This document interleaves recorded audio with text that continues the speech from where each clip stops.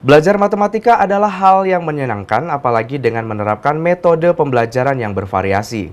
Seperti yang ada di SD Negeri Mangunharjo, Kecamatan Tugu Mulyo, Kabupaten Musirawas. Matematika merupakan salah satu mata pelajaran penting. Tidak heran jika pelajaran ini mendapatkan porsi yang besar, baik dari tingkat SD hingga SMA.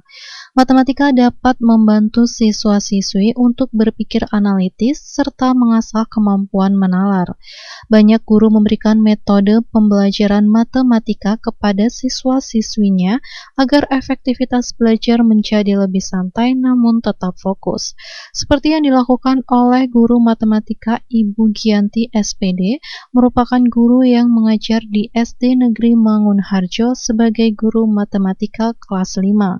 Ia menerapkan pembelajaran matematika dengan memberikan materi disertai penjelasan, kemudian latihan soal untuk menguji kemampuan siswa-siswinya.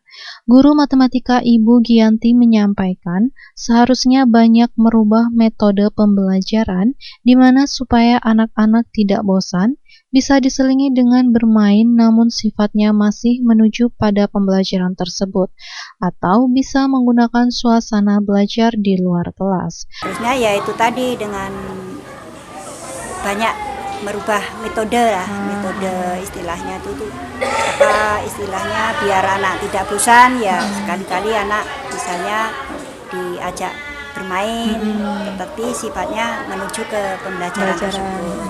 Kan misalnya belajar di luar kelas atau di istilahnya itu di halaman atau di luar kelas lah istilahnya itu. Supaya tidak bosan. Supaya tidak bosan.